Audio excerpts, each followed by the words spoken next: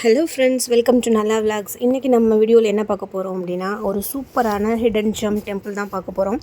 இந்த மாதிரி டெம்பிள் இருக்குது அப்படின்றது ரொம்ப பேருக்கு தெரியவே தெரியாது. இது எங்கே இருக்குது அப்படின்னா, கும்பகோணம் பக்கத்தில் உள்ள கோவிந்தபுரம் அப்படின்ற இடத்துல இருக்குது. இதே மாதிரி கோவில் வந்து இந்தியாவிலே 2 இடத்துல தான் இருக்குது. ஒன்று மகாராஷ்டிரா, இன்னொன்று இந்த கோவில்.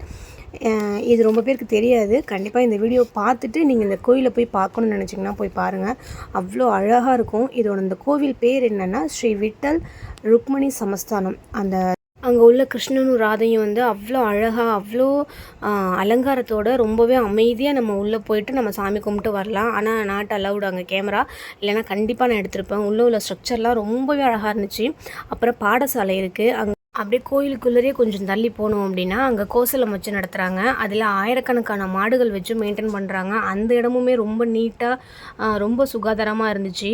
நம்ம உள்ளே போய் பார்க்குறதுக்கு அலோவ் பண்ணுறாங்க. அங்கே என்னென்ன வகையான மாடுகள் இருக்குது அப்படின்றத நம்ம என்ட்ரன்ஸ்லேயே வந்து அதோட வகைகள்லாம் போட்டிருப்பாங்க. இதுவுமே நம்ம ஊர் சைடு மாடுகள் கிடையாது. ஆனால் பார்க்குறதுக்கு ரொம்பவே அழகாக இருந்துச்சு. அவ்வளோ மாடுக்கு சாப்பாடு வச்சு அதை குளிப்பாட்டி அதை மெயின்டைன் பண்ணுறதுன்றது சாதாரண விஷயம் இல்லை. அதுக்கு நிறைய ஆட்களும் போட்டு வேலை பார்த்துட்ருக்காங்க.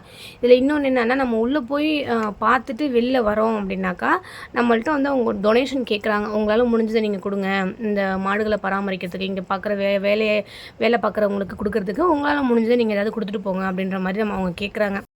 கொடுக்குறவங்க கொடுக்கலாம், அப்படி இல்லாட்டி விட்டுறலாம் அப்படின்ற மாதிரி தான் இருந்துச்சு. அப்புறம் இந்த கோயிலில் தங்க தேர் இருக்குது. நான் பசங்களை அழைச்சிட்டு போகணும். நல்லபடியாக பார்த்துட்டு ரொம்பவே பசங்க என்ஜாய் பண்ணாங்க.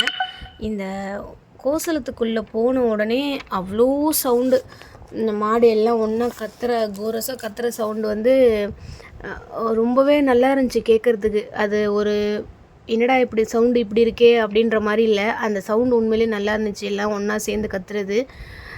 அந்த கன்றுக்குட்டிங்க, நிறைய கன்றுக்குட்டி இருந்துச்சு. அதெல்லாம் பார்த்து என் பிள்ளைங்க ரொம்பவே என்ஜாய் பண்ணாங்க. நீங்களும் உங்கள் பசங்களை சாட்டர்டே சண்டே லீவ் வரப்போ கண்டிப்பாக இந்த மாதிரி கோயிலுக்கு அழைச்சிட்டு போங்க.